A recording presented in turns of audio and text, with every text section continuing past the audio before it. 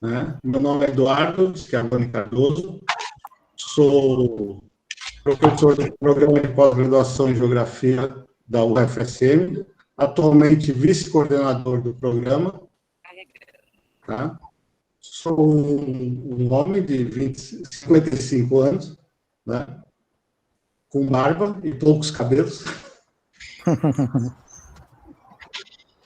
Tá? E estou falando aqui numa peça aqui da minha residência, com fundo sem nada, sem nenhum adereço. Quer dizer, com um termômetro que está pendurado ali.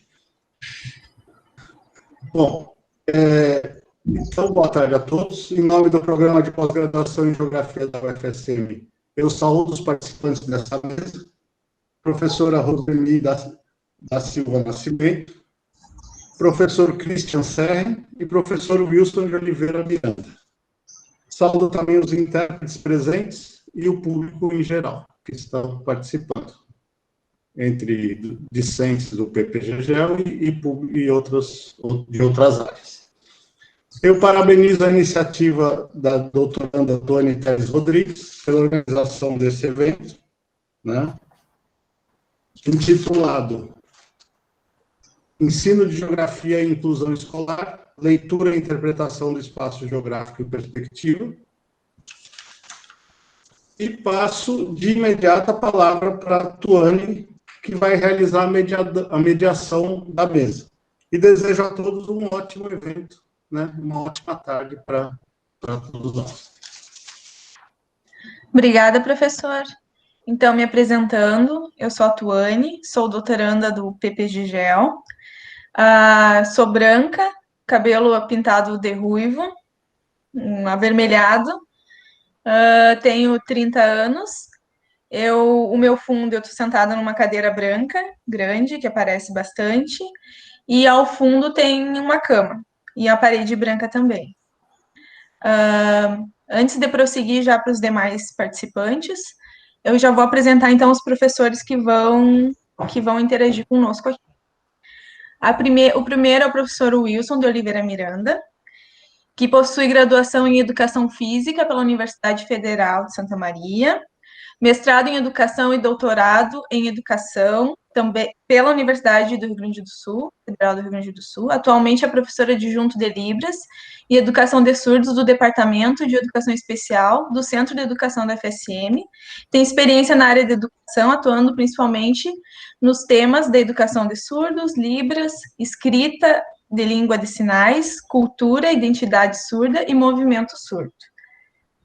A professora Rosemi é professora titular do Departamento de Geociências, CFH UFSC, atua nos cursos de graduação em Geografia e da licenciatura intercultural indígena do sul da Mata Atlântica, Guarani, Caigangue e Lacanho, como é que se pronuncia, prof?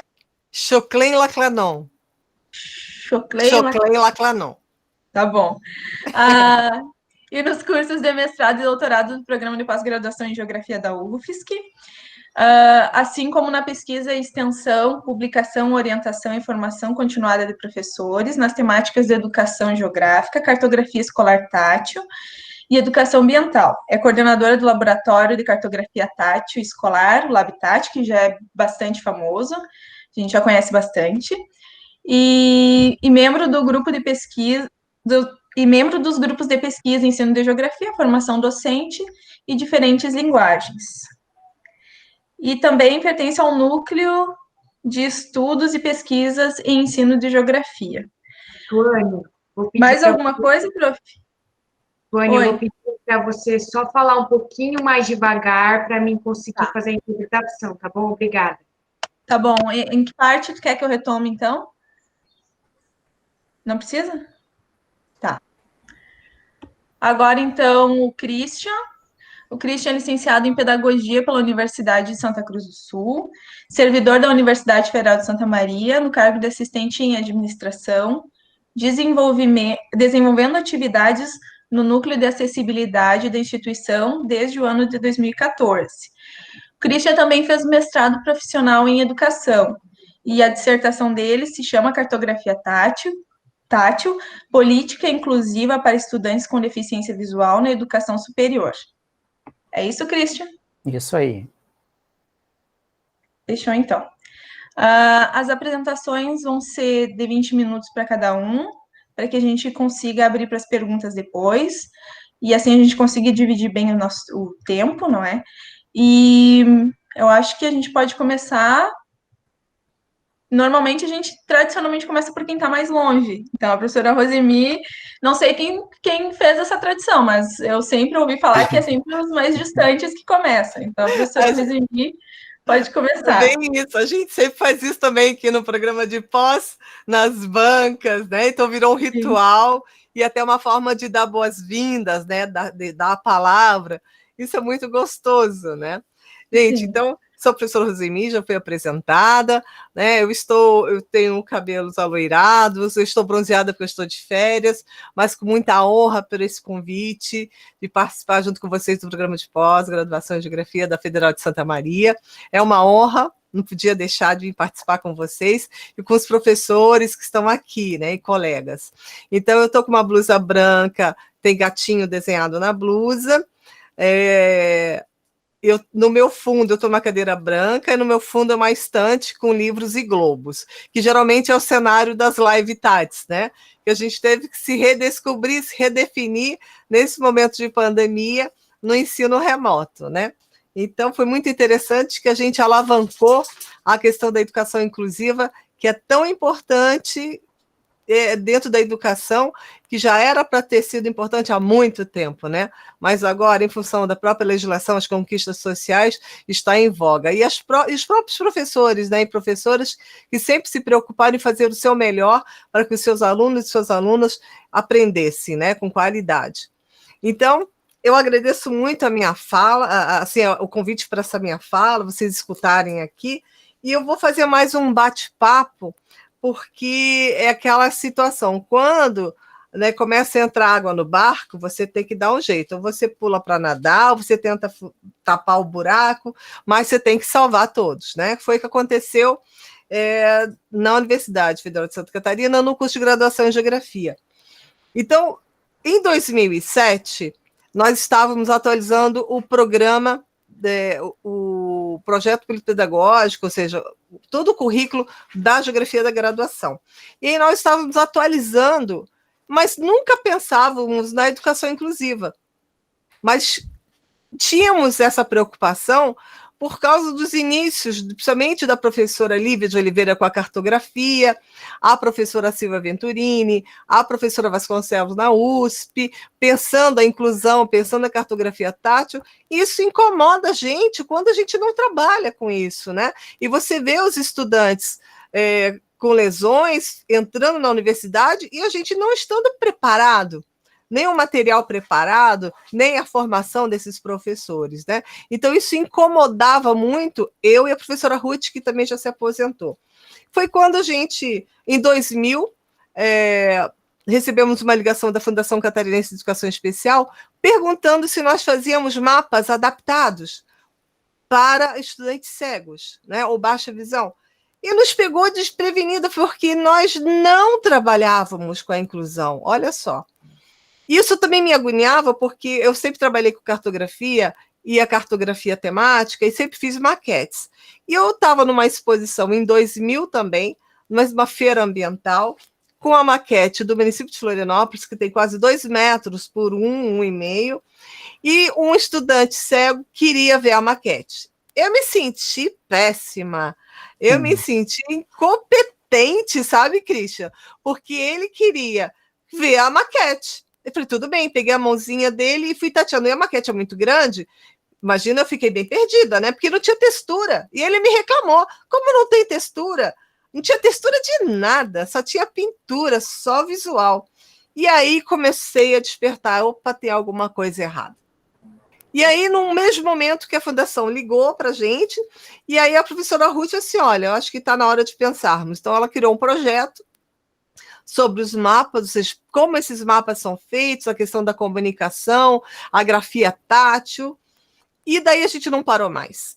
E aí fizemos outros projetos junto com a FASPEX FAPESC, CNPq e outras instituições de fomento, e foi onde nasceu o Labitat, com a proposta de criar um site para divulgar todas as pesquisas, os resultados, e hoje está aí, né? Então, o Labitat UFSC-BR, ele está sendo atualizado, mas tem lá várias aulas, várias formas, várias dicas, passo a passo de como fazer um mapa tátil, porque essas estudantes estão chegando na sala de aula. Eu estou falando da experiência dos cegos, né?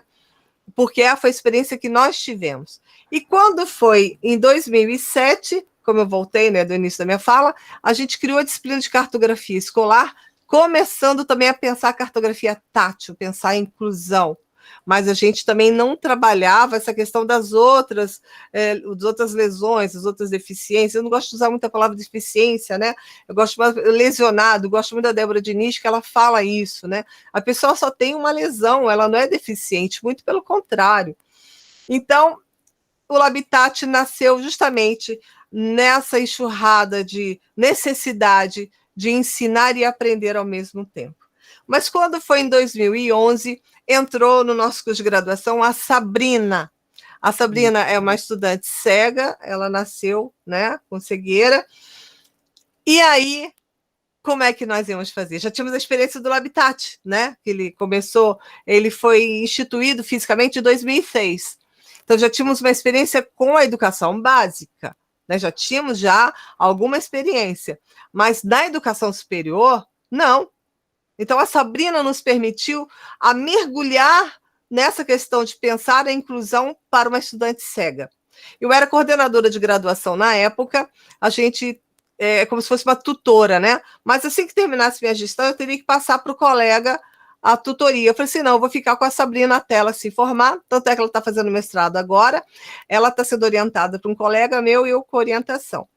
Então, eu falei, não, eu vou ficar com a Sabrina do começo ao fim. Então, o Labitat fez todo o material para ela, de todas as disciplinas que tinha necessidade de ter imagens, de ter mapas gráficos, e toda a parte de texto era transformada em áudio no AII, né, na acessibilidade da UFSC. Então, ela teve todo um apoio institucional. Isso que é importante, que eu quero frisar aqui. Você tem que ter apoio institucional. Na época, não tínhamos a CAI, a Coordenadoria de Acessibilidade Estudantil, e sim, era uma comissão. Então, a Sabrina chegou no processo de crescimento na UFSC, né? Então, não tínhamos nada. Os professores ficaram desesperados. Você já deve ter vivenciado essa realidade, né? Tanto os estudantes que necessitam desse apoio, quanto professores quando encontram um estudante necessitando de apoio, de material adaptado. E foi o que aconteceu com a Sabrina. Então, nós trabalhamos institucionalmente, fazendo reunião com os professores do início do semestre, dizendo para ele que ele vai receber uma estudante, e essa estudante vai também ter um bolsista, porque ela não tinha bolsista para acompanhá-la, ela reivindicou. Então, foi desenvolvido todo um projeto para que acompanhasse a Sabrina na sala de aula. Por quê? Porque uma aula de biogeografia, por exemplo, que a professora trazia 20 slides de imagens de diversos ambientes, e aí tinha que descrever essas imagens. Então, se a professora parasse para descrever essas imagens, demoraria muito. Então, o bolsista ou a bolsista que acompanhava descrevia para a Sabrina. E, além dela ter esse material adaptado que o Labitat fez para ela também avaliava se ela conseguia compreender. Então, ela também, no Labitat, ela avalia e supervisiona todo o material que é feito. Então, mas o que aconteceu? Eu tinha que fazer um projeto. Então, eu fiz os projetos de extensão para quê? Para poder ter os estudantes bolsistas remunerados, para poder fazer o material para a Sabrina, e os bolsistas para acompanhar a Sabrina. E eu nunca mais parei. Mas, no início, foram materiais para a Sabrina. Depois a gente viu que deu certo e também estendemos para os estudantes cegos da universidade, que é em torno de 30. E aí a gente dá esse aporte, dá esse apoio, que nem todos ainda buscam esse apoio do Labitat, mas está à disposição deles. Então, se ele quer um mapa, se ele quer um gráfico, se ele quer algum desenho adaptado, o Labitat faz para eles. Então, todo o material, inclusive maquetes, então todo o material é feito para esses estudantes cegos. Então, o Labitat hoje, ele trabalha com a cartografia. Oi? Se a senhora puder falar um pouco mais devagar para as mulheres acompanharem, elas estão pedindo. Desculpa, a gente abre aqui. Desculpa. Então, o projeto começou com a Sabrina, né, na graduação de Geografia. Ela se formou na licenciatura e no bacharelado. Ela, em bacharelado, ficou em primeiro lugar. Ela recebeu a medalha do mérito discente, né? Mas ela não teve modelo caricativo, aquele que tem a pena, onde ela fazia prova diferente ou ela não fazia, não. Ela fazia todas as provas iguais, porém adaptadas. Então, isso que a gente tem que deixar bem claro. A gente tem que dar condição ao estudante, à estudante, a ter os mesmos direitos de aprendizagem do que os outros que não têm essa lesão. E por isso do sucesso da Sabrina. Os professores ficaram desesperados, mas logo entenderam, compreenderam. Muitos professores tentavam adaptar os seus materiais, o diálogo era constante, tanto o meu, coordenadora dos projetos, coordenadora do Habitat, junto com a Sabrina, junto com os colegas, é constante. E escutar o estudante, porque ele vai dizer qual é a demanda que ele necessita. Isso foi o sucesso da Sabrina ter conseguido formar, né, no curso de graduação. Na pós-graduação, agora, ela participa de reuniões, ela é muito ativa e ela começou a falar mais, porque muitos estudantes não falam tanto, não se expressam tanto as suas necessidades. Então, a gente tem que estimular eles a colocarem as suas necessidades, quais são as suas verdadeiras demandas, sem medo, mas tem que ter uma equipe de apoio. Então, o Habitat hoje, ele atua nesses projetos, eu escrevo esse projeto todo ano tenho bolsistas para poder fazer esses materiais. A gente apoia outros projetos na biologia, que tem a professora Kive, que está fazendo um atlas morfológico, né, citológico da biologia, que também é fantástico, com o apoio da Sabrina, também de supervisão, que isso é fundamental, e estamos sensibilizando os outros colegas de outras áreas. Por quê? Porque eu tenho na medicina estudantes cegos, eu tenho no direito estudantes cegos, eu tenho outros na história, nos estudos sociais, ciências sociais, então a gente tem estudantes cegos entrando e necessitando desse apoio. Então, a minha fala final temos que ter consciência de que os estudantes estão chegando, eles têm os mesmos direitos, não deveria ter lei, né? Legislação que defendesse isso, deveria ser natural. A Constituição Federal já disse que todos têm direito de aprender, mas tem as leis específicas dizendo, reafirmando, porque ainda temos a cultura de eu não vou mexer uma palha, eu vou dar minha aula como eu sempre dei. E não é assim. Então, o professor e a professora hoje, eles têm que mudar a sua forma de ver esse estudante. Todos são diferentes, todos aprendem diferentes. E você tem que entender como é que os estudantes aprendem. Até os estudantes, a gente sabe, um gosta de ler, outros gostam de escutar, outros gostam de escrever. Então, cada um tem um método de aprender. E esses estudantes também têm o seu método de aprender. Então, o professor hoje ele não pode ficar restrito ao seu método de ensino sem vislumbrar essa questão de que esses alunos aprendem diferente. Onde a gente se apoia? Na neurociência. Então, a gente tem que estudar, sim, a neurociência, como é que o estudante cego aprende, como é que ele percebe, porque a gente sabe que nas áreas do cérebro onde não tem o sensor, a visão, mas o cérebro vai adaptar, ele vai usar os outros sentidos da maneira que ele consiga absorver essas informações, ou seja, com som, com tato, com cheiro. Aí a pessoa fala, ela escuta mais, ela percebe mais que o tato. Não, isso é uma informação que chega no cérebro, que ele adapta e faz com que a pessoa consiga escutar diferente, sentir uma textura diferente. Tem uma historinha que a Sabrina foi para campo na disciplina de geomorfologia do quaternário. E todo mundo foi fazer seu perfil de solo e tinha que desenhar o perfil, descrever a granulometria de cada perfil, de cada horizonte, aliás, do solo. E aí a bolsista foi junto, a Sabrina fez com a enxada o seu perfil de solo, a bolsista desenhou, chegou no Habitat, adaptou com a grafia tátil, e ela, analisando os seus horizontes do solo, ela percebia uma granulometria diferente que ninguém conseguia perceber. E ela foi a melhor aluna do campo, porque ela começou a observar, a aprender de outras maneiras, e todo mundo se contagiou com aquele benefício. Então, todos ganham quando você tem as pessoas diferentes, que aprendem diferente, de outras maneiras.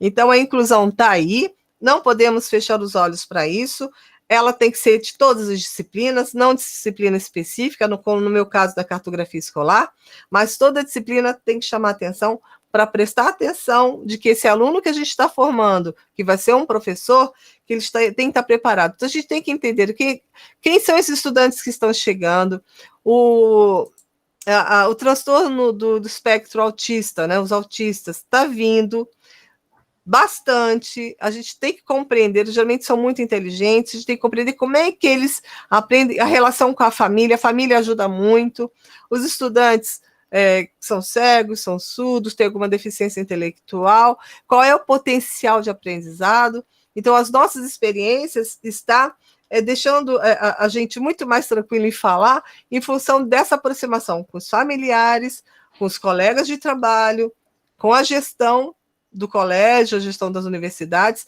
para que esse aluno tenha todo esse apoio. Não é difícil, ele só basta ser organizado. Mas eu acho que aí fico à disposição para as perguntas, né? A gente tem que ler muito, a gente tem que conversar, a gente tem que estar sempre envolvida nos grupos de pesquisa para compreender. Agora tem o Desenho Universal de Aprendizagem, pensando os recursos para todos. Hoje, quando eu penso em maquete, eu penso a maquete para quem enxerga pouco com baixa visão e para quem não enxerga. Então, eu já estou fazendo essas formações continuadas dos professores, pensando esse público, né? E vai se ampliando. A gente tem que ler realmente, sair da zona de conforto, conversar com os outros colegas. Eu estava falando no início da nossa fala que eu tenho paixão por Libras, que é uma comunicação fantástica, e eu tenho que aprender, eu adoro falar, e eu imagino falar com as mãos também, eu já falo sem... Então eu sinto necessidade e fico olhando, babando as intérpretes aqui, gente, admirando. Muito obrigado por essa fala, muito obrigado pelo convite, e fico à disposição. Obrigada. Excelente fala, prof. Muito obrigada. Obrigada. E eu concordo com a senhora, assim, eu também quero muito aprender uma hora, assim, é um processo, né? Eu fiz o mestrado com o professor Wilson, ele foi meu co-orientador do mestrado, o projeto do jogo digital que a gente fez, e no tempo que a gente passou juntos, assim, foi espetacular, assim, foi um período da minha formação que eu nunca esqueço. Eu lembro com frequência das vezes que a gente ia gravar os vídeos e ele me ensinava os sinais, e a gente buscava o melhor sinal para determinado conteúdo cartográfico, enfim, realmente concordo com a senhora. E é importantíssimo. É isso, Tônia, a gente tem que incluir-se. Inclusão é incluir-se, você tem que iniciar esse processo. Incluir-se foi a fala da Clara Balbina, que é uma bolsista nossa do Labitat, bastante tempo conosco, e a fala dela foi: você tem que incluir-se, começa com você. Exatamente. Muito obrigada mais uma vez, prof. Obrigada. Então, agora passamos para o Christian. O Christian está em Santa Cruz, né, Christian? Isso. Então, agora, pela ordem, é tu. Então tá. Uma boa tarde a todos. Também quero agradecer o convite, a oportunidade de estar aqui com vocês. Estou fazendo minha descrição pessoal. Eu sou um homem de pele branca, complexão física magra. Estou usando um óculos escuro. Tenho cabelo castanho, curto, mas a minha marca registrada é a calvície, né?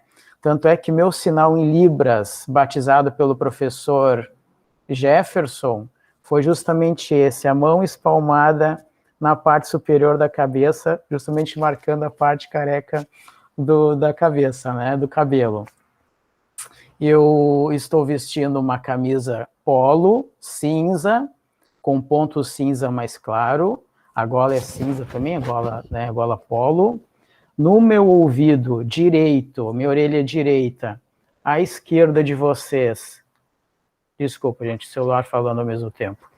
Na minha orelha direita, à esquerda de vocês, estou com um fone de ouvido, no qual o microfone está pendurado, né? E o microfone é apenas um quadradinho, né? Onde capta ali o som.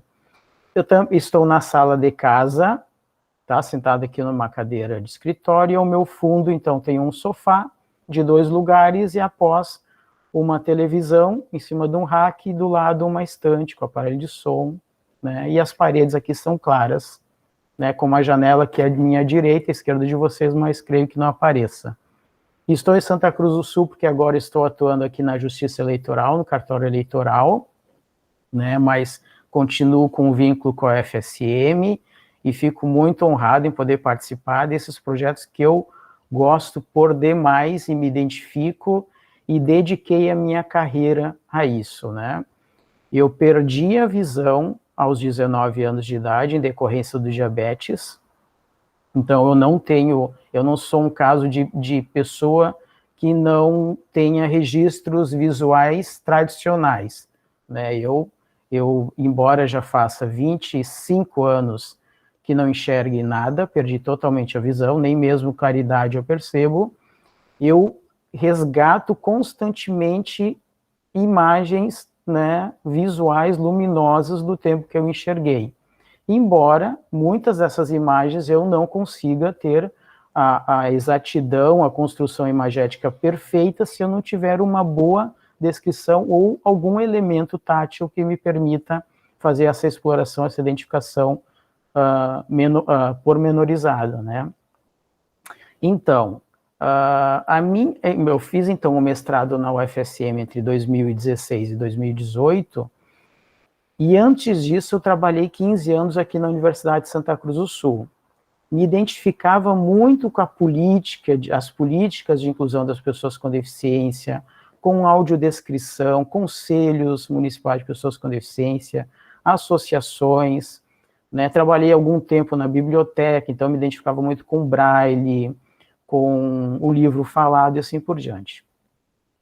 Como eu nasci e cresci aqui em Santa Cruz do Sul, quando eu me mudei para Santa Maria, quando passei em 2014 o concurso para trabalhar na UFSM e me mudei para Santa Maria, eu me dei conta da importância da cartografia tátil, porque até então eu sabia onde eu estava, eu sabia os nomes das ruas, eu tinha praticamente todos os pontos de referência aqui de Santa Cruz do Sul. Quando eu fui para Santa Maria, as pessoas me comentavam os pontos de referência e para mim era como jogar uma pedra no meio do mar, né? Não fazia a mínima ideia de onde é que era isso, para que lado que ia, para que lado que não ia. Então eu ficava totalmente perdido, a começar pelo próprio campus da UFSM, que é enorme, né? Imenso.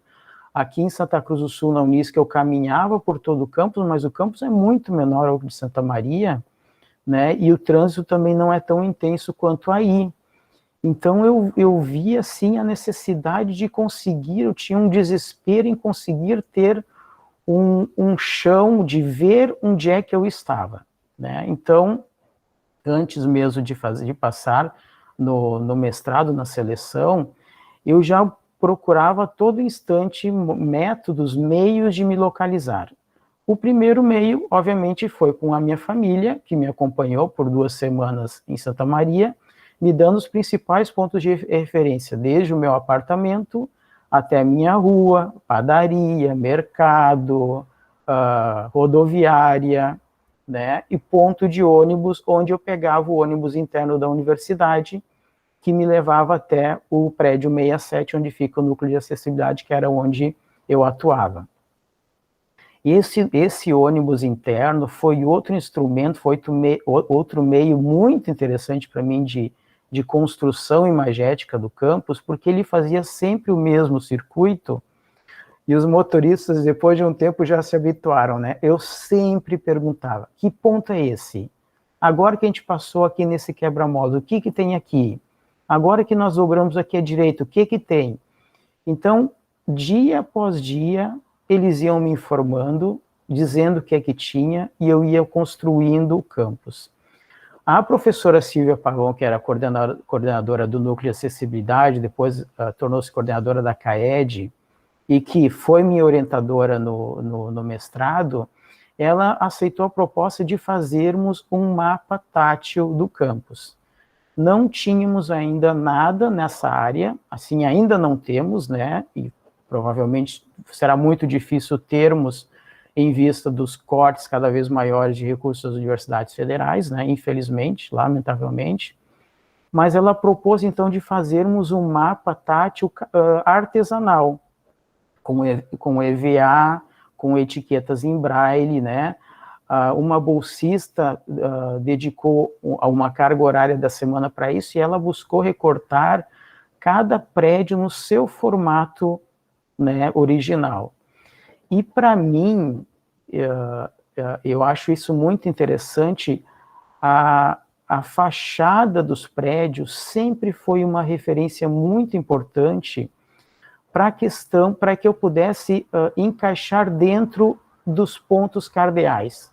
Todos nós que perdemos a visão, total ou parcialmente, tendo nascido com a cegueira ou com a deficiência visual ou perdido, nós sabemos onde é que o sol nasce, onde ele se põe, portanto, onde é leste, oeste, norte e sul.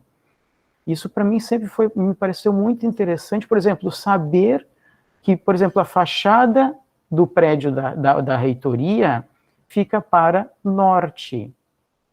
Portanto, olhando de frente para o prédio da reitoria, à esquerda fica Santa Cruz do Sul e à direita fica São Pedro, né? Porque São Pedro fica a oeste de Santa Maria, Santa Cruz do Sul fica a leste de Santa Maria.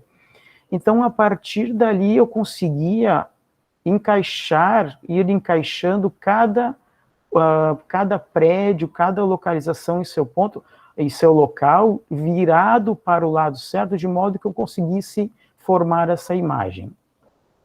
Bom, essa era a minha percepção, né? Claro que não é uma construção imediata como é a visão, mas, como a professora falou, né?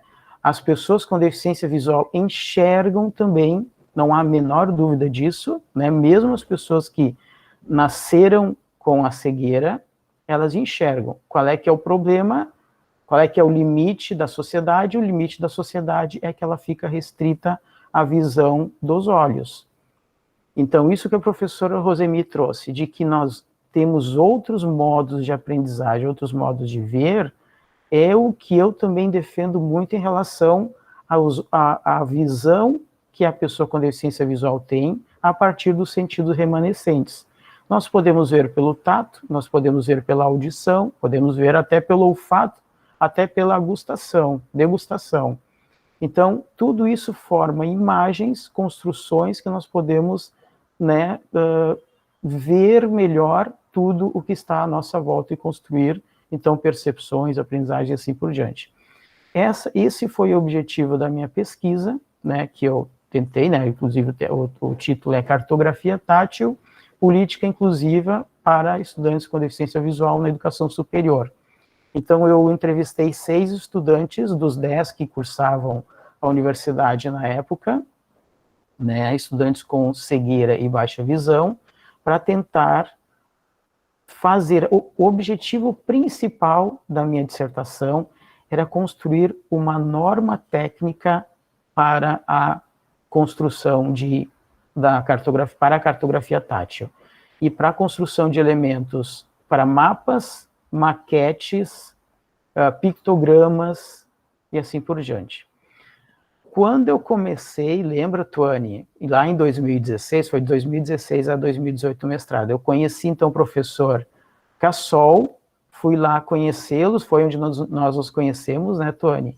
O professor Cassol mostrou algumas maquetes que ele tinha lá em isopor, mas, obviamente, naturalmente, não eram maquetes pensadas para pessoas com deficiência visual.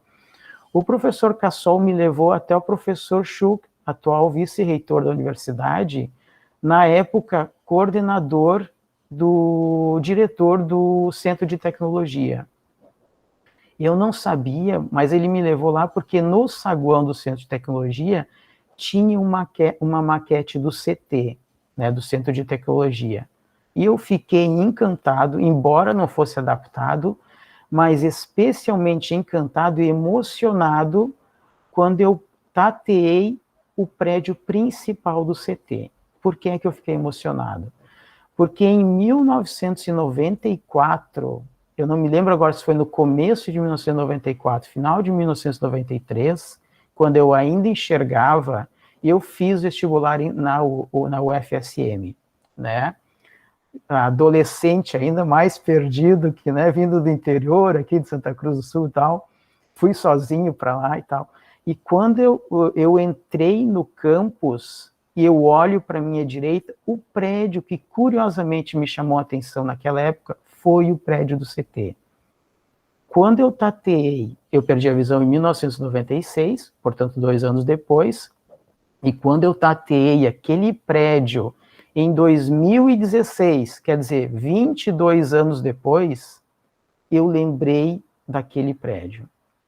Então, eu resgatei perfeitamente aquele momento e aquele prédio. A imagem dele, obviamente, como eu tinha a ideia visual dele, né, tanto na questão de perspectiva, de todo, de ângulo, e assim por diante, eu consegui fazer essa transposição, né.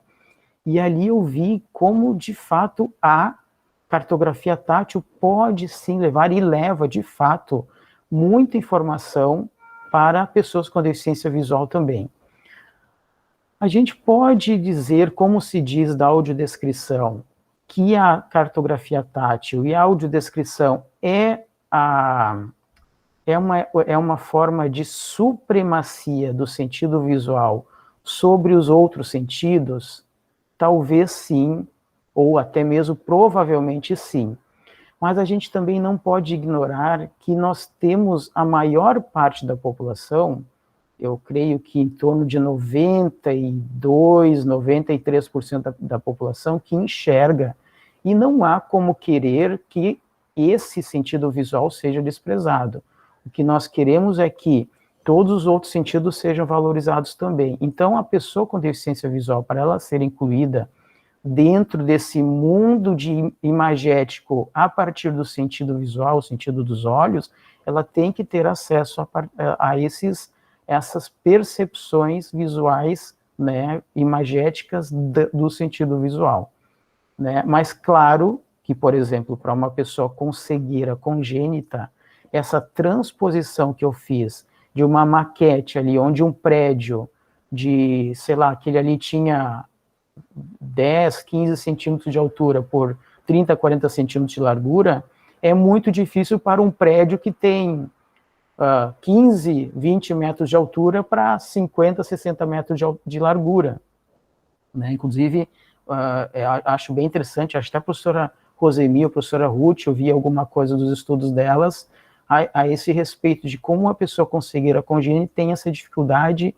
de ver tanto, de transpor aquele objeto pequeno para um objeto grande e, ao mesmo tempo, conseguir ter essas imagens aéreas como se tem nos mapas, né? Por exemplo, o mapa do Rio Grande do Sul, mapa do Brasil e assim por diante. Então, são várias questões bem complexas que ainda precisam ser desenvolvidas.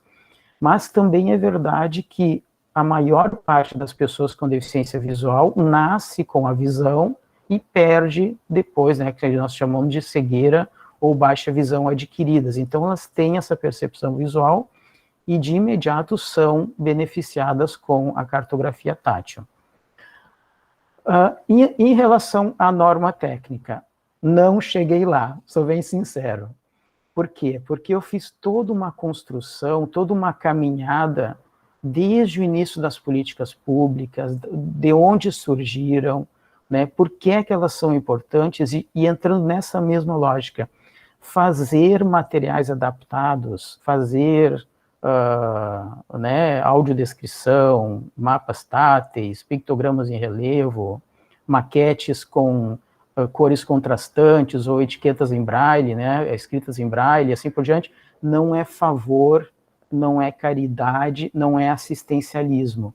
Isso é, primeiro, um direito humano, todas as pessoas têm direitos, né, enquanto seres, enquanto cidadãos, enquanto iguais, como todos nós somos os nossos direitos, né, e também é conhecimento. Eu falo seguido, talvez por vezes até sou mal entendido, de que o conhecimento, a própria ciência, e mesmo com a ciência que nós temos, né, nós vemos pessoas que estão atrasadíssimas, mas a ciência também está perdendo muito conhecimento quando ela direciona, quando ela concentra as suas percepções a partir, ou principalmente, em um sentido. Então, a inclusão de estudantes com deficiência, de servidores com deficiência, de professores com deficiência, dentro das universidades, e eu defendo, assim, sem mal dizer ou desprezar qualquer instituição, mas eu me tornei um apaixonado pela Universidade Federal Pública quando eu conheci a UFSM, porque na UFSM eu tive uma verdadeira experiência de inclusão social, né? Eu conheci pessoas de todos os tipos, se é que nós podemos dizer que as pessoas têm tipos, né? Mas de todos os tipos, pessoas indígenas, pessoas negras, homossexuais, transexuais, pobres, né?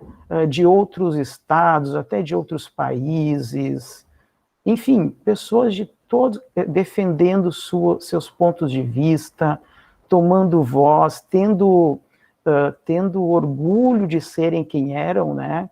Coisas que ao longo dos 15 anos dentro de uma universidade particular eu não tive tanto contato, né?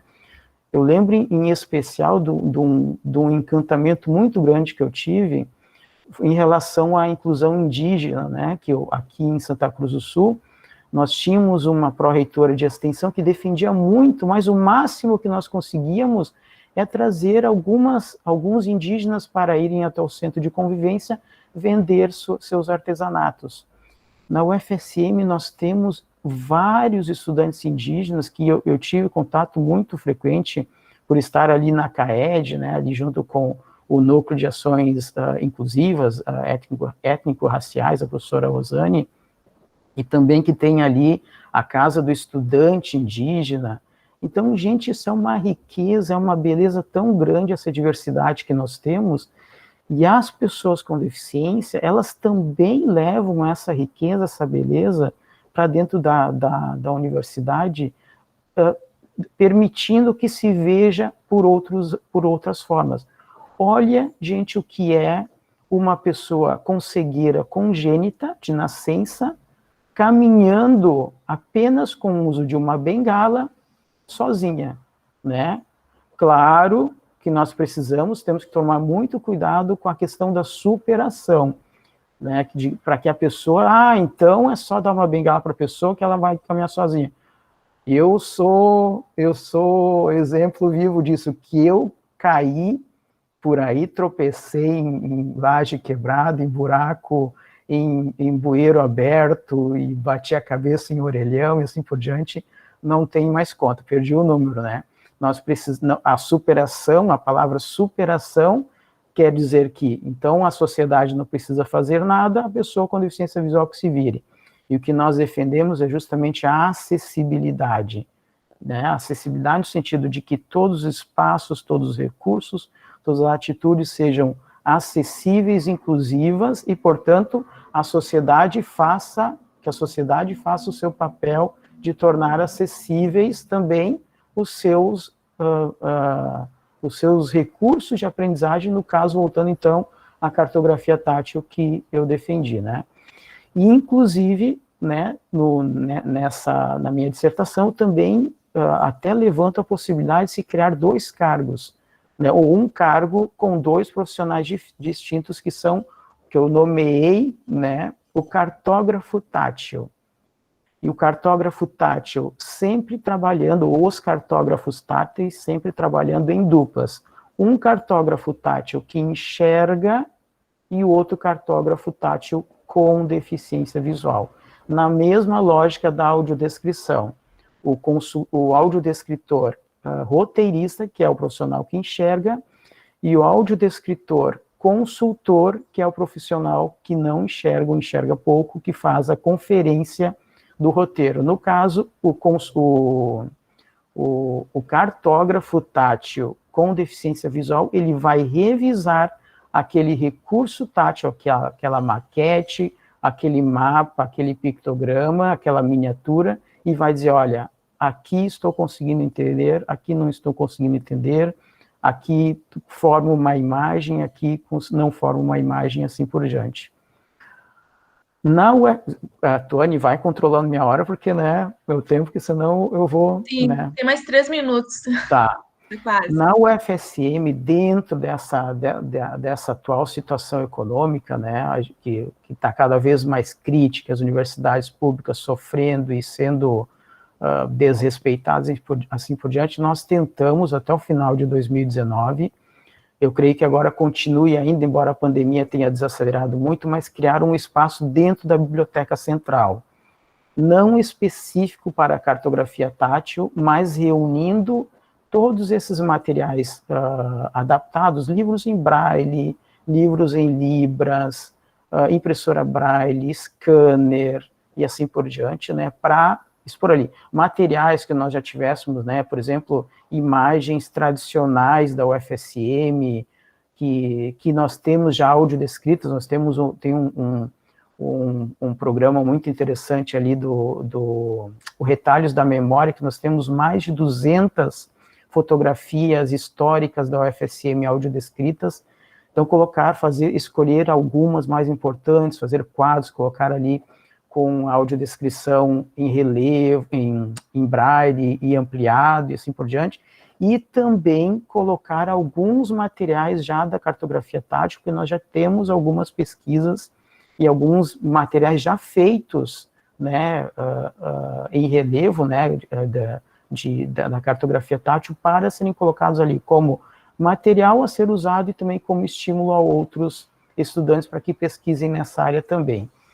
Aliás, no final de 2019 também fomos ao CAPA, que é o Centro de Apoio ao Centro Paleontológico, famoso atualmente, seguido está aparecendo agora no Fantástico, e tem identificado vários fósseis, né, ali de dinossauros antiguíssimos e tal, e lá foi um local também, olha assim, impressionante, gente, assim, lindíssimo, onde nós tivemos a oportunidade de tocar alguns desses fósseis, né, os originais, obviamente, fechados, lacrados dentro de aquários, né, nem oxigênio tem ali dentro, mas eles já tinham algumas réplicas que que já é de hábito deles fazer, porque quando se descobre um original, eles fazem réplicas, né, e distribuem, né, fazem com as impressoras tridimensionais, que, aliás, vão revolucionar essa área da cartografia tátil, da percepção tátil, né, então, assim, eu que sempre gostei muito da audiodescrição, até hoje gosto muito da audiodescrição, eu vejo que a gente tem na cartografia tátil, né, nessa percepção tátil, um complemento para a audiodescrição e vice-versa, porque, por vezes, a audiodescrição também pode trazer um mero verbalismo, né? A pessoa se tornar uma mera repetidora do que está escrito ali, mas ela não ter uma forma autônoma, independente, de ver como as dimensões, as proporções, né, os formatos que aquela imagem audiodescrita está, e o material em relevo é uma possibilidade Mais um minuto, disso. Christian. E para terminar, Tuane, assim, uma provocação em relação ao momento que nós vivemos da acessibilidade, da inclusão das pessoas com deficiência, dentre tantas que poderiam ver aqui, né? Até eu fiz um roteiro, acho que falei uma parte só. Mas para termos uma ideia de como o Nada Sobre Nós, ele é importante e ele não tem sido muito respeitado, e as universidades federais, em especial, que estão fazendo isso, eu trago, inclusive coloquei na minha dissertação, que inclusive o símbolo internacional da acessibilidade, que é aquele círculo com um bonequinho, com os braços abertos, etc. e tal, ele não é acessível. Vocês, por acaso, já viram o pictograma, que é um pictograma, né? Se cola ali nos banheiros, nas bibliotecas, nas portas dos ônibus, e assim por diante, quando é acessível. Vocês, por acaso, já viram um pictograma desse, do símbolo internacional da acessibilidade, em relevo? Então, essa é a incoerência. Ainda nós temos a maior parte da acessibilidade feita para pessoas com deficiência e não feitas com as pessoas com deficiência, em especial com profissionais com deficiência, porque nós também temos muito essa questão do voluntariado, né? E muitas vezes se esquece do profissional que também paga impostos, também precisa comer, precisa viver, e às vezes está ali trabalhando só de forma voluntária. E para finalizar rapidamente nesse aspecto, né, embora tenha fugido um pouco do assunto, a defesa das reservas de vagas para pessoas com deficiência e outras minorias excluídas em concursos públicos, processos de seleção, assim por diante. Porque nós, por mais que nós nos dediquemos, por mais que a gente passe 24 horas por dia estudando, nós temos muito mais trabalho para conseguirmos acessar as informações e conseguirmos alcançar, na completude das informações, né, o conhecimento que ali está. Né? Então, inclusive, eu faço uma crítica muito grande em relação a pseudodeficiências que estão ocupando essas reservas de vagas. Né? Todo mundo sabe, em Santa Maria, na UFSM em especial, que eu sou um crítico muito grande em relação a pessoas com visão monocular terem o direito a ingressarem na reserva de vagas como pessoas com deficiência visual. Tanto é que acho que eram mais de 60 pessoas com deficiência visual, na época do que eu fiz a minha pesquisa, a minha coleta de dados, que estavam dentro da UFSM com pessoas com deficiência visual pela reserva de vagas, apenas 10 eram pessoas de fato com cegueira ou baixa visão. E aí tu vai querer comparar uma pessoa que consegue ver com um dos olhos, inclusive parte deles chegando na universidade dirigindo um carro, com uma pessoa que tem que caminhar com a bengala, não consegue encontrar, olha, nem 1% dos livros acessíveis, né? Com uma pessoa com visão monocular, isso não é injusto, não é inclusão e não é objetivo da política de reserva de vagas. Então, nós precisamos, sim, fortemente de políticas de inclusão para pessoas com deficiência de fato, e a cartografia tátil é uma riquíssima política inclusiva, um riquíssimo recurso pedagógico, né? E que bom que as universidades públicas abraçam há já anos, né? Algumas mais do que outras, abraçam já há anos essa frente e que tem fortalecido, nos permitido estar, de fato, mais incluídos e participando com vocês aí dessa construção da sociedade e da história. Então, fico à disposição também e agradeço mais uma vez. Excelente, Christian. Muito, muito obrigada. Tua contribuição foi excelente, assim. Tu é um cara sensacional, eu até comento quando a gente está trabalhando, né, nas pesquisas, assim, eu já comentei, acho que com o João, que eu vou chamar daqui a pouco, quanto tu é inteligente, né, tu é, assim, um cara sensacional, tá de parabéns. E muito obrigada por contribuir com a gente aqui hoje. Imagina.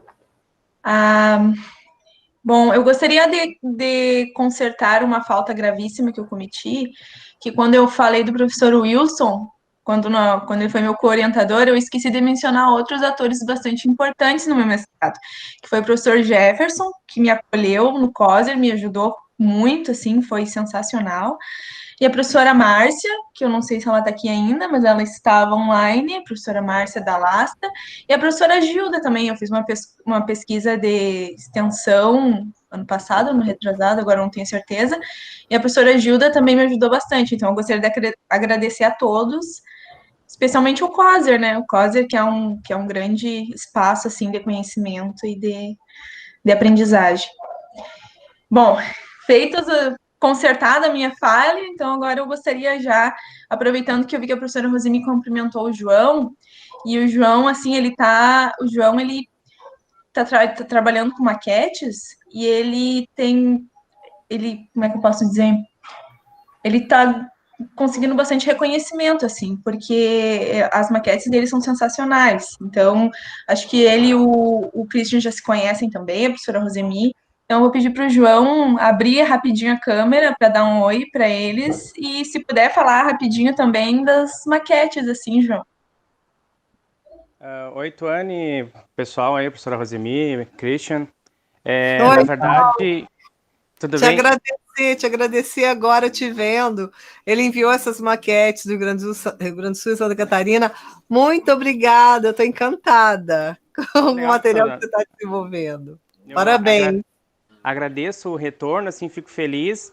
E, na verdade, eu estou longe ainda de fazer o produto tátil, né? A gente sabe que isso, o mercado que está desenvolvendo as maquetes, várias empresas já estão trabalhando com impressão de relevo, elas não produzem esse tipo de produto ainda. E eu também ainda não cheguei a desenvolver nenhuma, mas eu acredito que a técnica que eu estou utilizando, até eu tenho uma aqui de Santa Cruz, Christian, que eu vou pedir para minha irmã te mandar, porque ela está em Santa Cruz do Sul e eu estou aqui em Santa Catarina agora.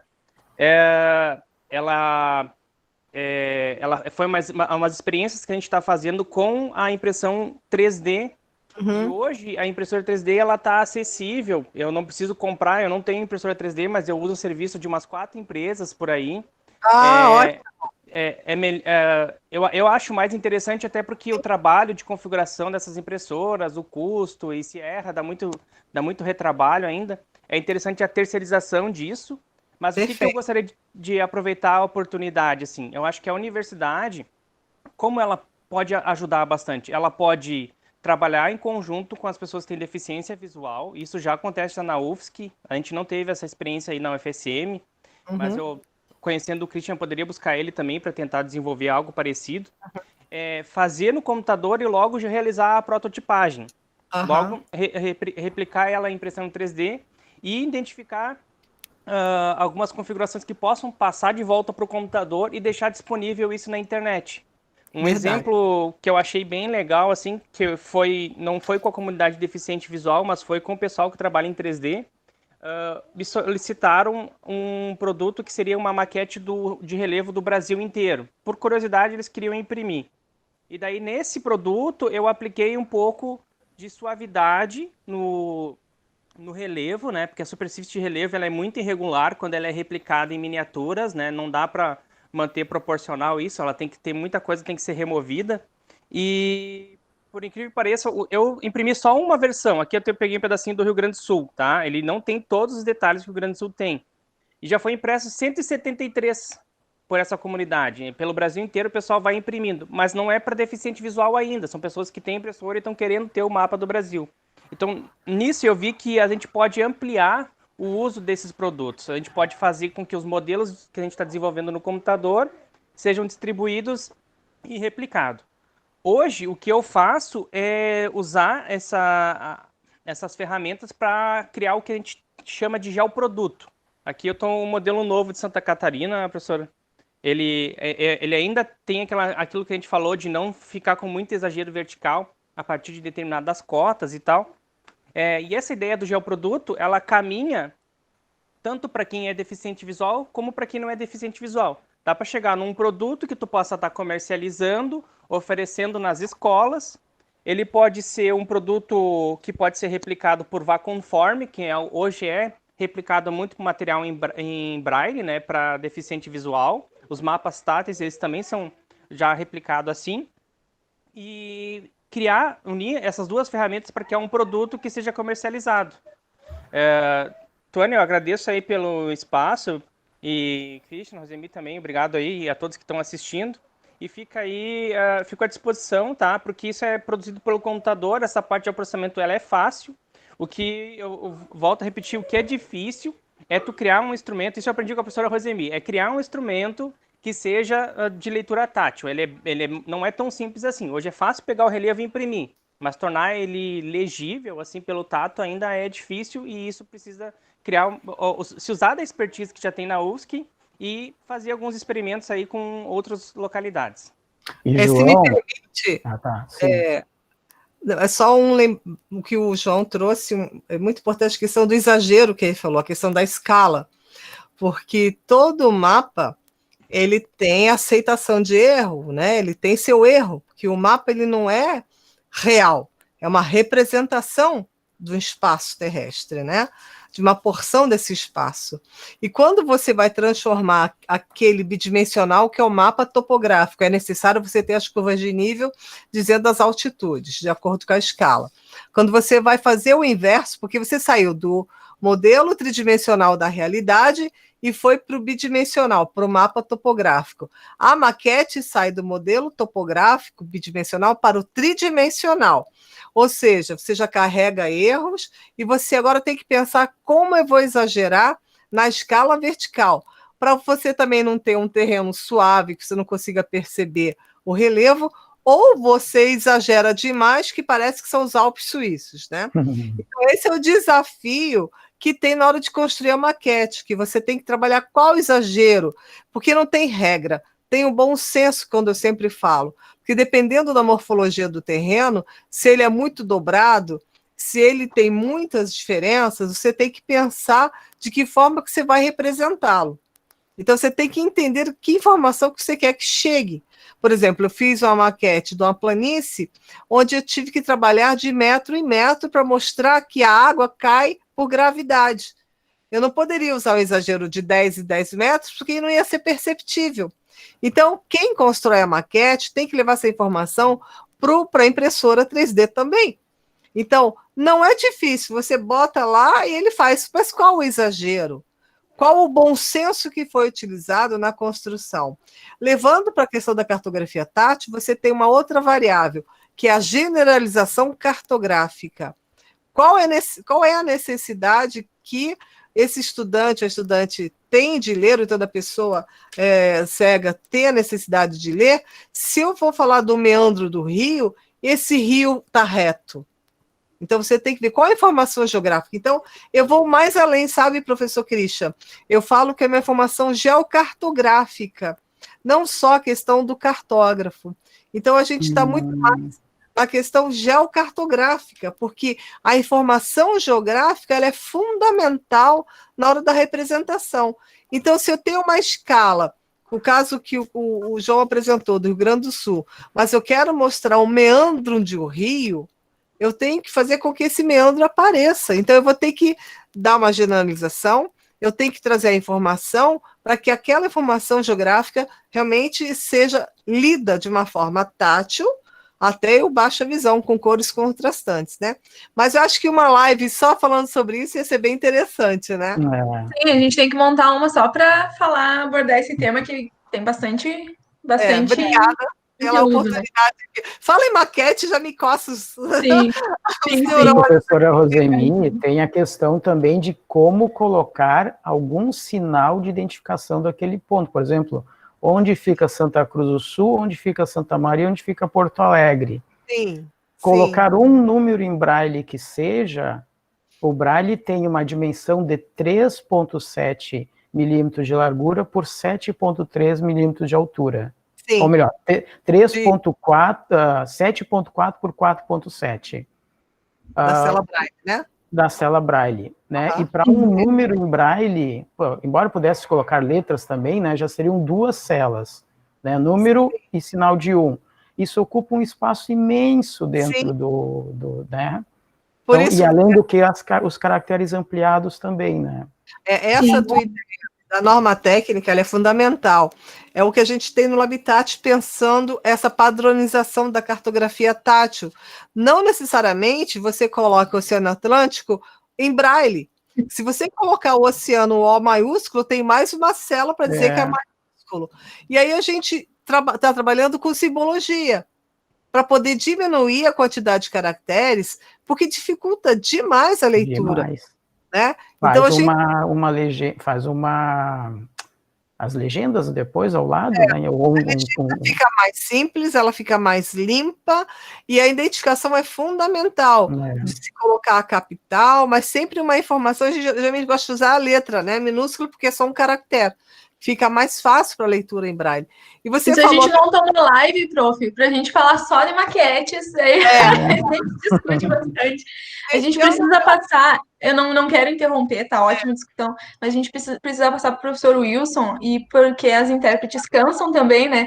Então, para passar para o espaço dele agora, para que ele Interaja com a gente e dá um descanso para elas, coitadas.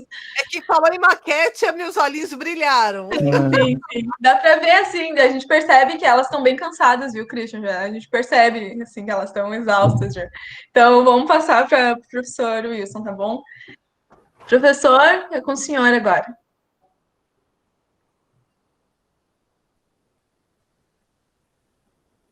Esperar a Grace voltar. Tá travando bastante aqui para mim a voz. Não sei se vocês estão me escutando. Sim, eu estou te escutando bem. Sim. Tá travando bastante aqui para mim. Eu vou estar aqui, Grace. Qualquer coisa, se travar a tua internet, eu continuo, tá? Não sei se a minha internet...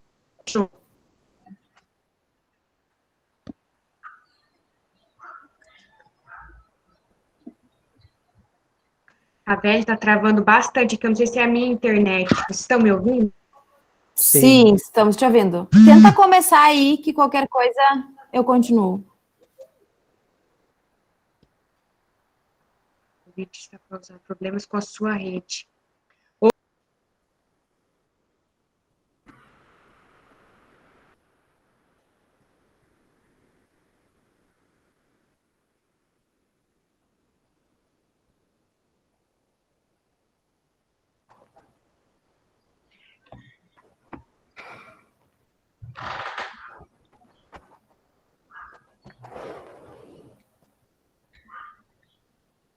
A internet da Grace deu para perceber que estava um pouco falhando, porque quando ela estava fazendo, já dava para notar.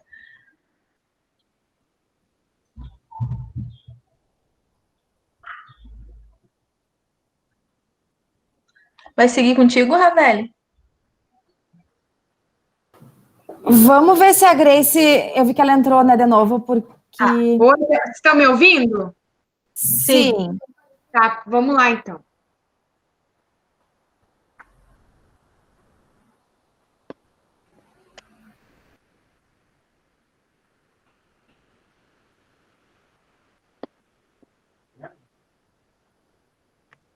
Ai, eu não tô vendo o professor Wilson sinalizar. Tá, eu vou tentar começar, então. Já Ele de tá antemão... sinalizando, ele não aparece para mim sinalizando, só a foto dele, Ravelli. Não, ele não está sinalizando. Não, aí agora aparece. Vamos ver. Pede para ele começar. Tá, ok.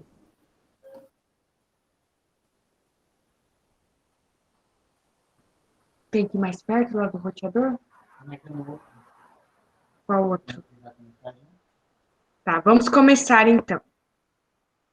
Eu queria dar boa tarde a todos. Está tudo bem? Eu sou líder da associação. Agradecer o convite da Tuane. Agradecer o convite, né, da Tuane para participar dessa palestra.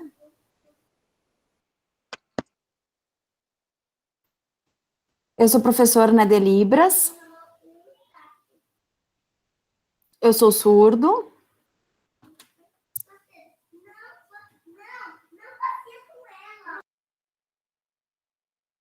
Aí vocês sabem, né, que a Libras é uma língua oficial, né, que utiliza, né, as mãos, é uma língua visoespacial, né, é uma língua própria, né, da comunidade surda brasileira.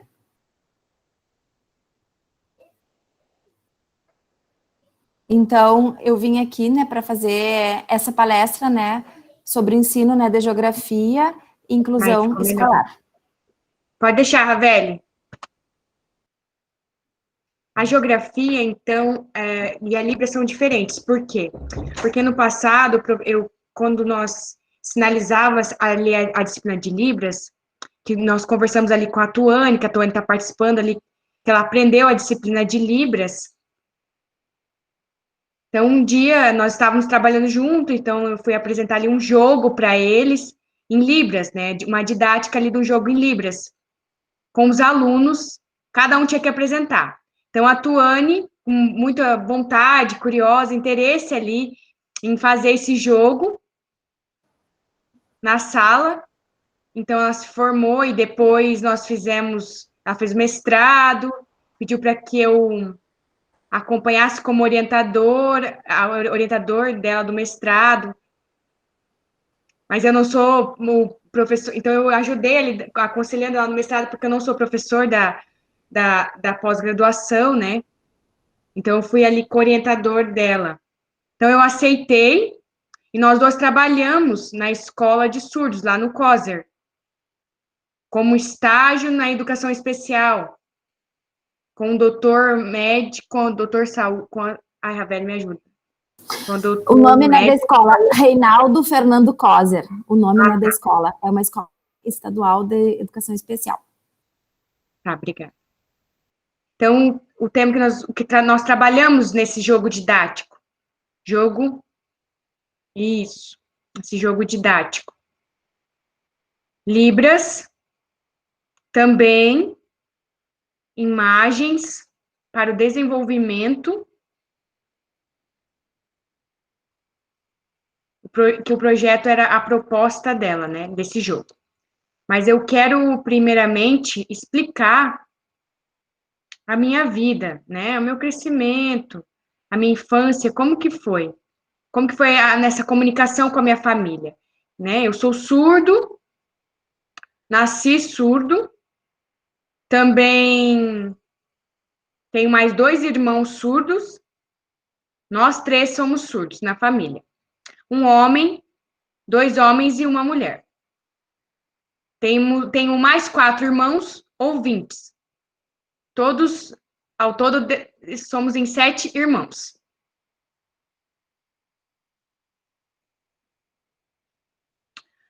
Então, no passado, né, mais ou menos quando eu tinha 34 anos... 3 ou 4 anos? 3 ou 4 anos,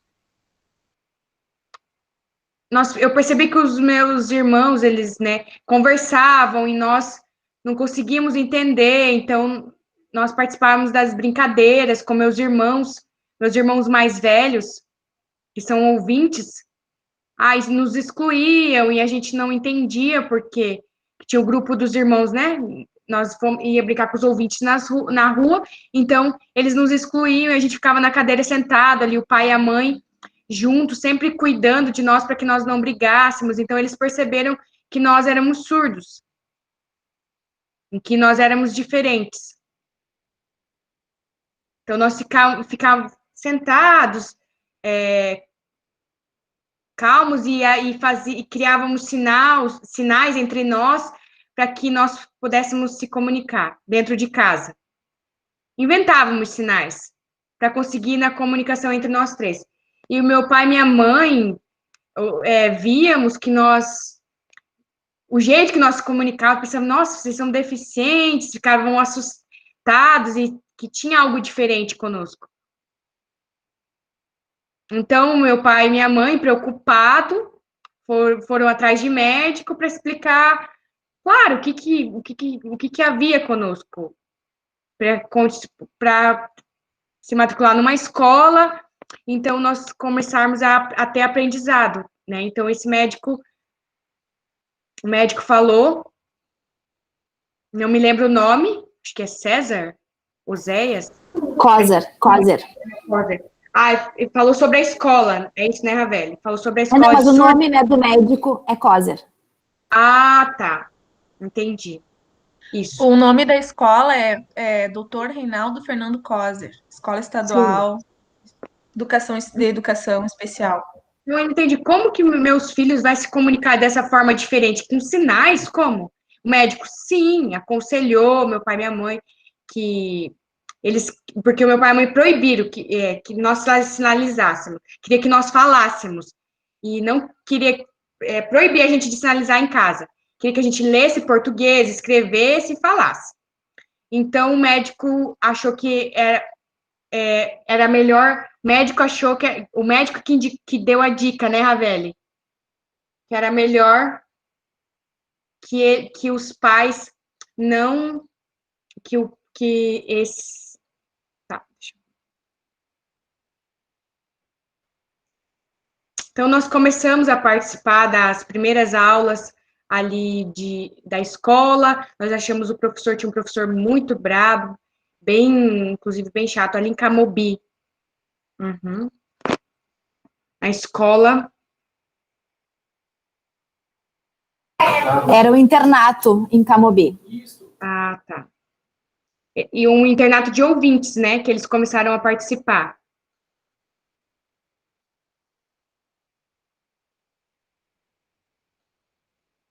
Ah, velho, eu me perdi aqui. Era um internato que era separado, né, para meninos e para meninas. E vinha gente, né, de todas as cidades, né, para estudar nesse internato. Pessoas do interior de cidade. Então, a minha mãe ia e voltava, levar e buscar. Mais ou menos quantos quilômetros? Vários quilômetros. Eles moravam na cidade do interior. Isso. Tá. Então, é para lá da UFSM, onde eles moravam, então eles vinham para Camobi para estudar, e a mãe dele buscava e levava, e eram mais 7 quilômetros. Então, a minha irmã também não sabia sinalizar, alguns sinalizavam certo, outros não. Então, nessa escola, em São Paulo, tinha uma escola em São Paulo que também tinha esse internato com alunos surdos, lá em São Paulo. Então, eles ficavam sinalizando, conversando.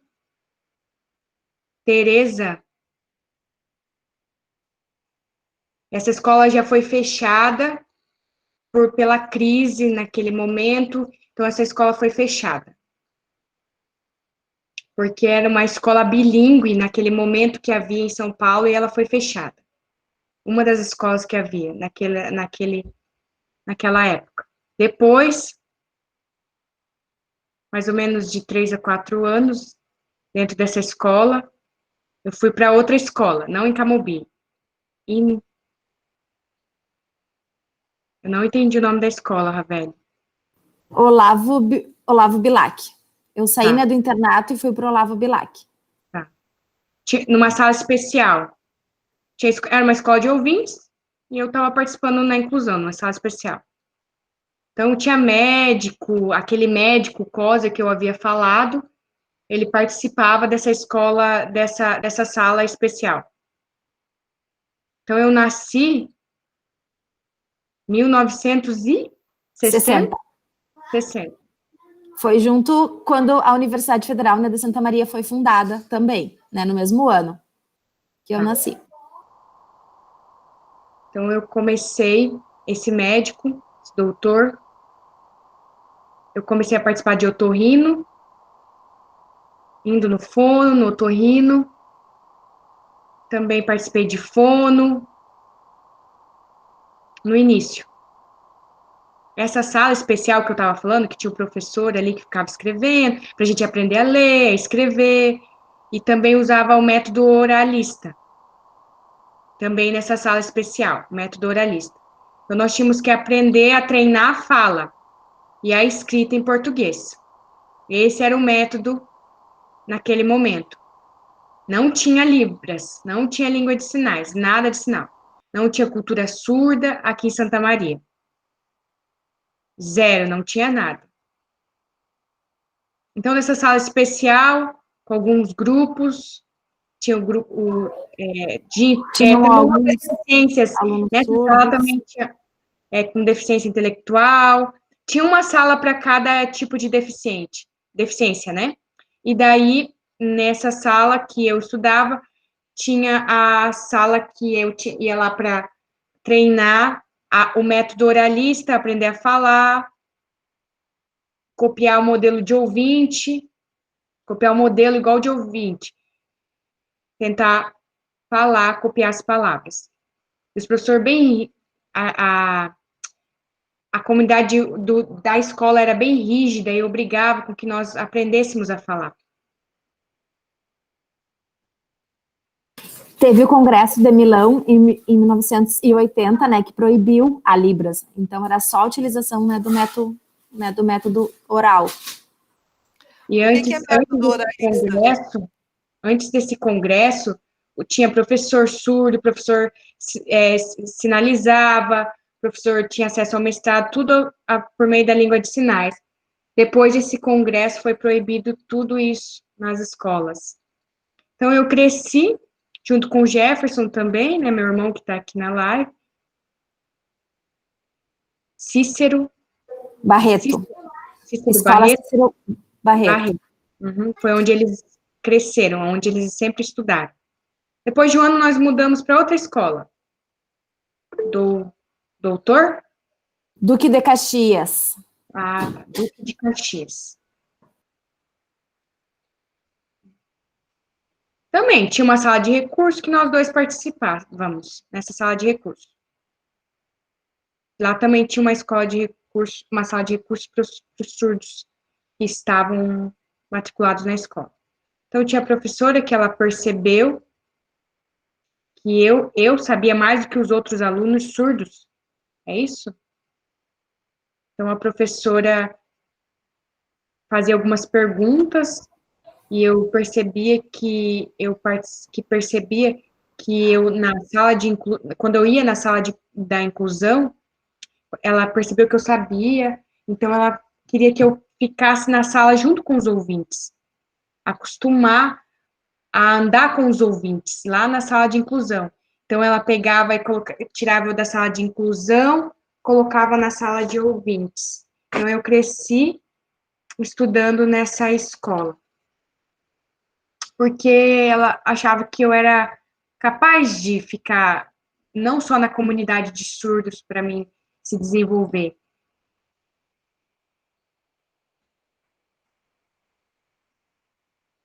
Outros, tinha vários surdos. Velho, tá travando aqui. A professora, então, ela ensinava. Pode falar, velho, que eu travou aqui. Tá.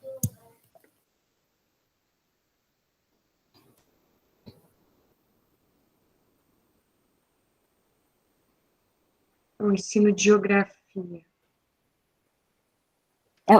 Ela pegava um papel. Sobre o ensino de geografia, só um pouquinho. Tá falando agora sobre a professora, o ensino de geografia, como era. Pode continuar. Então, ela desenhava os mapas, imprimia na folha de papel e dava uma cópia para cada um.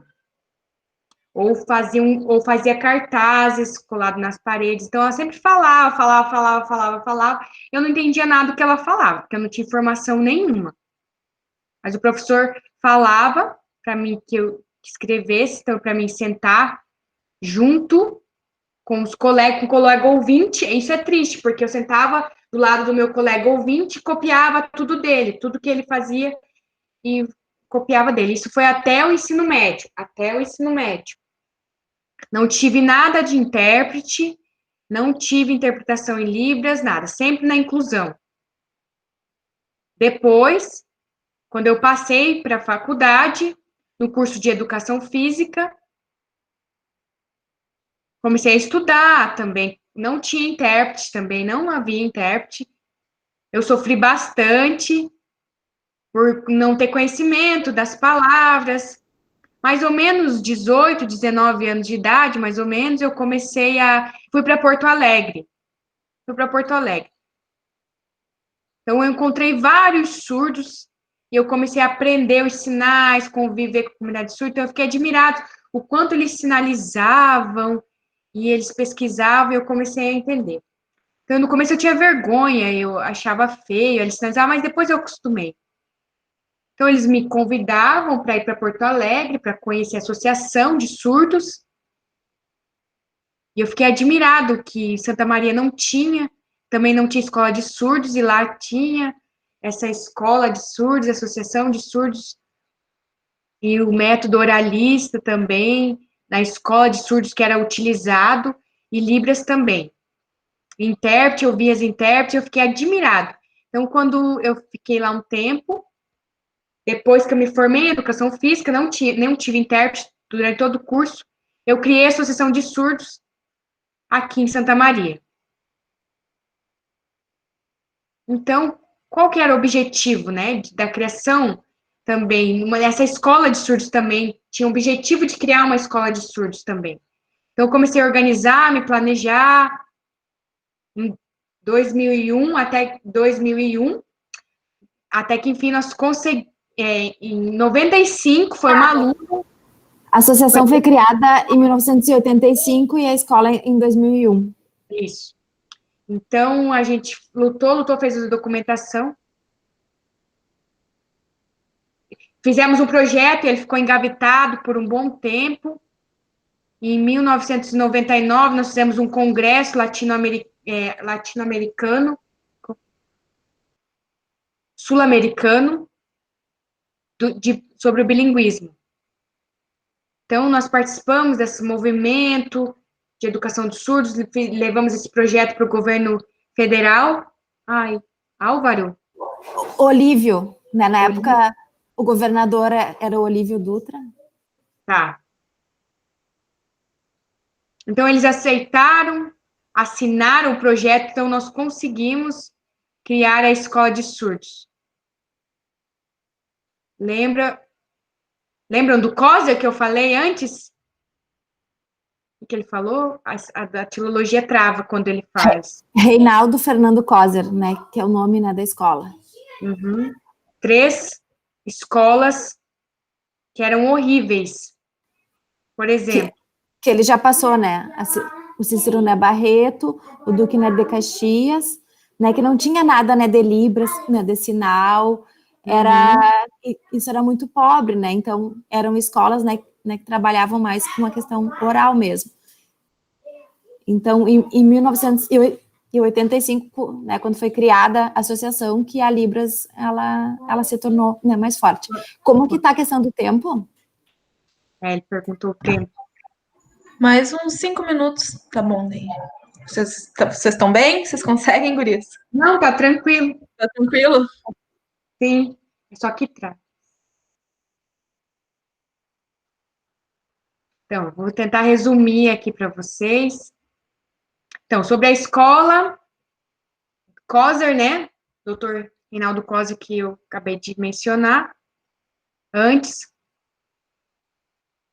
Nós criamos ensino médio, juntamente com o curso de magistério, com a formação do magistério para os professores, para os surdos já saírem com uma formação de professor. Também a inclusão. No Coser também temos a inclusão. Temos surdos com várias deficiências, né? Cadeirante, deficiência intelectual, não é só surdo. Tem surdo com demais deficiências. Baixa visão, tem surdo, o deficiente auditivo, que nós falamos que é o DA, né? Surdos implantados, né? Que às vezes isso acontece deles participar, eles acabam não se desenvolvendo na escola regular e eles acabam, não conseguem se desenvolver na inclusão e eles acabam se matriculando na escola de surdos no Coser.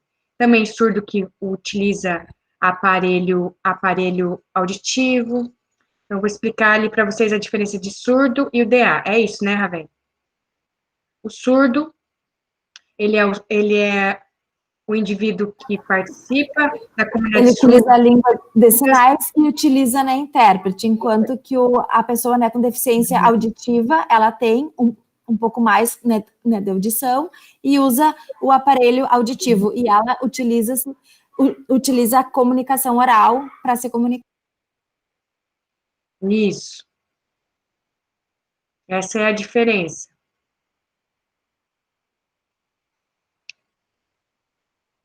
Então, às vezes tem um meio termo, né? O surdo tem que escolher, ele fica às vezes em cima do muro, escolher se ele vai ser surdo, utilizar a língua de sinais, ou vai ser o deficiente auditivo.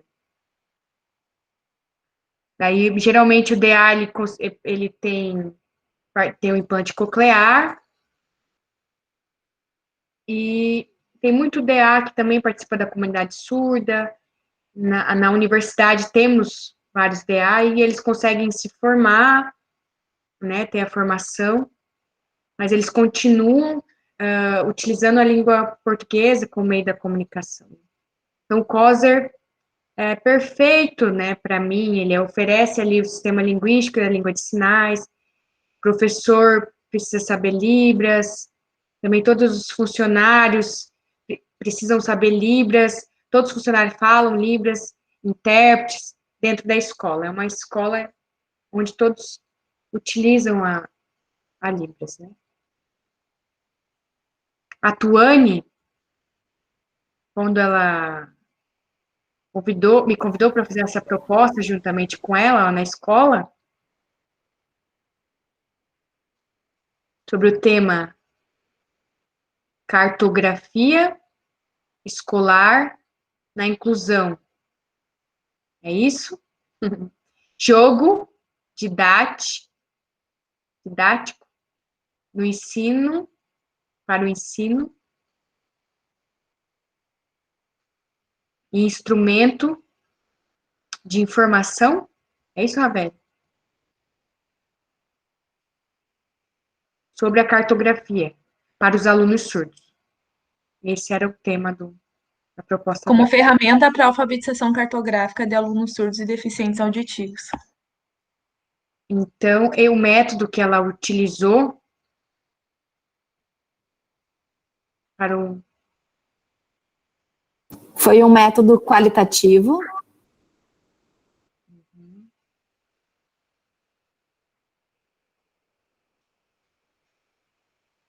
Para ajudar a qualificar o ensino, né, usando a tecnologia. Geografia. Né? A Tuane teve bastante contato com o pessoal de lá para ensinar geografia. Então, nós fizemos a observação, como ela ensinava, como os alunos percebiam esse método, a construção de um perfil de um aluno surdo, a diferença do perfil do DA, dos alunos surdos, do perfil dos alunos na cidade de Santa Maria e em volta de Santa Maria também.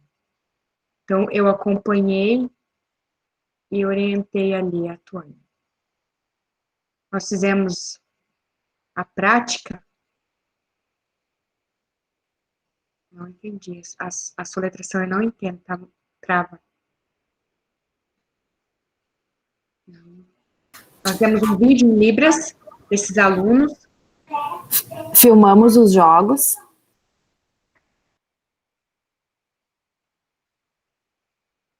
Então, nós temos muito trabalho em fazer essa adaptação das palavras, das imagens, dos mapas geográficos, vários mapas ali geográficos, nós fazemos essa filmagem. Então, com relação aos resultados sobre a avaliação, eu gostei muito, foi muito emocionante ver os alunos com interesse nos sinais, em aprender cada vez mais os sinais. Eu queria colocar para vocês, mas a Tuane escolheu a escola de surdos para que os professores de Libras surdos, também os alunos de estágio ali do magistério, aproveitassem esse material e fizessem essa interação ali, troca de ideia em relação aos sinais. E também não tinha sinal, a gente fez os classificadores, sinais icônicos em relação aos classificadores, né, dos sinais desses sinais geográficos.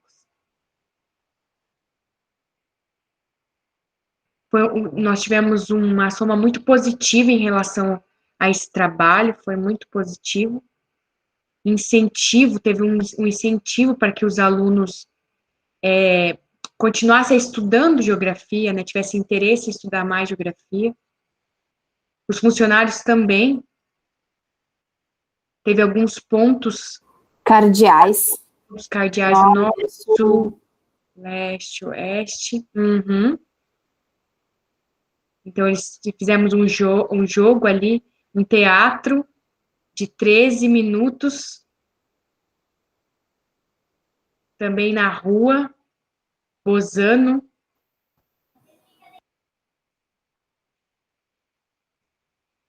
Não entendi, travou. Nós temos um jogo ali em relação ao mapa, da Rua Bozano, e essa parte, na Praça Antônio.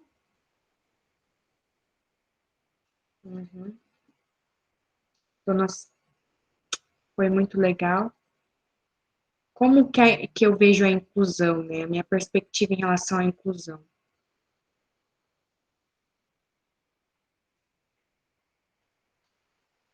Como que eu percebo? As escolas, a escola de surdo é ótima, a escola na sala de recurso, onde fica 1 ou 2 surdos na inclusão, então, onde meu pai e minha mãe colocaram, que eles não aceitavam, né, a língua de sinais, às vezes o bairro é muito longe, para que eu conseguia ir na inclusão, isso que acontecia era muito longe, o professor falava, tentava ajudar ali daquela forma, mas eu não tinha aprendizado. Na UFSM, os surdos, mais ou menos 30 surdos nós temos dentro da universidade, nós temos, às vezes, 15 intérpretes ali atuando em sala de aula, na interpretação, e também melhorou muito em relação à acessibilidade, quando nós colocamos as intérpretes com formação dentro da universidade, isso é uma preocupação também, né? Às vezes o professor também não tem em relação ao que é o surdo, o que é o intérprete, o que é o tradutor-intérprete, em relação a diferença do intérprete e do professor, né? Que o intérprete está ali só para mediar a comunicação. Então, esses jogos didáticos em relação à geografia, isso ajuda muito a promoção, né, da aprendizagem para o aluno. Eu penso que a acessibilidade, como que a acessibilidade no futuro, em todo o Brasil, que ela não existe ainda, né? Os noticiários, né? Em relação aos noticiários, não existe ainda o intérprete, né? A janela do intérprete, nos noticiários, nos meios de comunicação mais importantes, né? Eu vejo que temperatura, meteorologia, né, quando vai falar, né, da previsão, né, do tempo, né, não tem nada em libras, né, falta acessibilidade, né, eu fico muito triste, né, com tudo isso. Também, em relação aos alunos que participam da UFSM, eles estão em vários cursos matriculados, educação física, pedagogia, educação especial, no teatro, artes, e temos alunos em vários. Olha o quê? No Politécnico. Colégio Politécnico, que é o ensino médio, curso técnico, né? Temos vários alunos matriculados na universidade.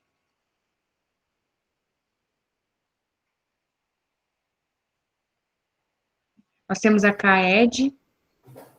Alguns professores, né, não sabem, né, que existe, né, a CAED, né, que a CAED pode auxiliar, né, nesse processo, né, da inclusão. Então, é importante, né, que os professores, né, conheçam. Então, essa discussão é bem, né, importante, né, pensar, né, na formação. Eu acho, né, que é isso, meu tempo, né, tá acabando, eu poderia, né, falar mais, mas, né, é isso.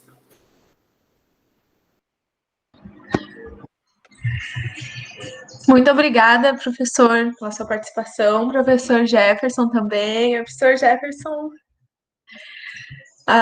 Obrigada, Christian, obrigada a todos que participaram. Eu acho que o pessoal, as gurias estão bem cansadas, né? A gente queria abrir o espaço para as perguntas, mas não sei se o pessoal não se manifestou pelo chat, mas já que ninguém se manifestou, eu vou aproveitar e vou perguntar para o professor Jefferson uma questão bastante relevante, que eu acho que para o pessoal pensar no futuro, né? Se quiser investir numa pesquisa, quiser fazer uma pesquisa relacionada a isso, é sobre os classificadores, é sobre a criação ou proposta, na verdade, né, de sinais voltados ao ensino de geografia, que como a gente teve que adaptar quando a gente fez o jogo, eles não são assim... não são sinais que o Brasil inteiro vai usar, né? A gente não chegou a esperar isso, né? Mas são classificadores, são sinais que a gente criou próprios para o jogo, né? Assim, seria interessante que que pesquisas futuras investissem nisso, que fizessem sinais, que propusessem sinais voltados ao ensino de geografia, não só a geografia, como outras áreas também, né? E isso contribui bastante no processo da inclusão, certamente. Não sei se o professor quer pontuar alguma coisa? Os professores?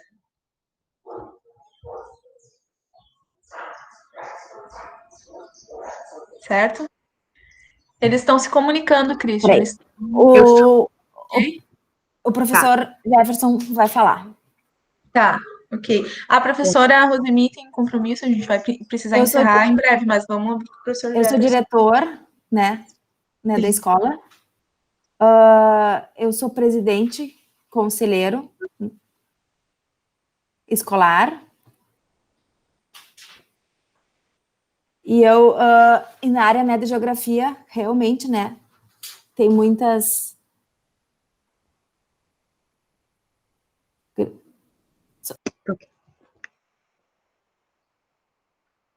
Trava da tipologia de... distintos, né, tem diferentes áreas, né, distintas, né, por exemplo, os distritos, né, Boca do Monte, então a gente, né, precisa usar esses classificadores, né, para essas, né, regiões, o bairro Camobi, o bairro... Os outros bairros, né, que existem, então é preciso, né, criar, né, sinais, é como o Wilson, né, explicou, essa parte, né, digital, é preciso, né, que os alunos conheçam isso, tenham, né, acesso, até para aumentar os seus conhecimentos, né, na área, né, da geografia. Perfeito. Obrigada, professor. Obrigada a todos que participaram. Se alguém tiver uma pergunta, coloque no chat. Bom, acho que não, porque senão o pessoal já teria colocado, mas enfim, foi muito prazeroso essa tarde, essas horas com vocês. Agradeço imensamente a participação. Foi assim, uma joia, foi uma preciosidade tê-los aqui com a gente. E eu estou me sentindo bastante feliz com esse momento que a gente passou juntos. Obrigada e boa tarde a todos.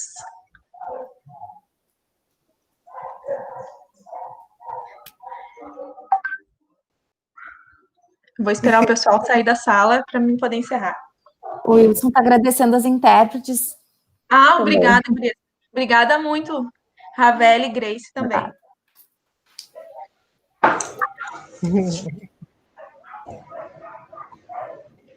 A Tuane, né, também, é um prazer, né, revê-la. E, mais uma vez, obrigado pelo convite.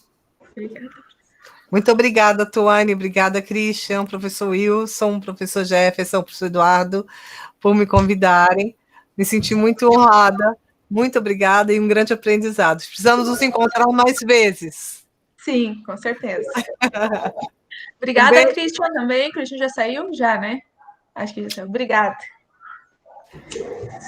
Em nome do programa de pós-graduação, eu agradeço também a todos que participaram, tá? Os intérpretes, a assistência e os palestrantes. E a Tuane também na mediação. Obrigada, professor, por permitir que isso acontecesse hoje. Pelo seu apoio, foi fundamental também. Fico bastante feliz. Obrigada. Vou encerrar, então. Pode encerrar a gravação. Uhum.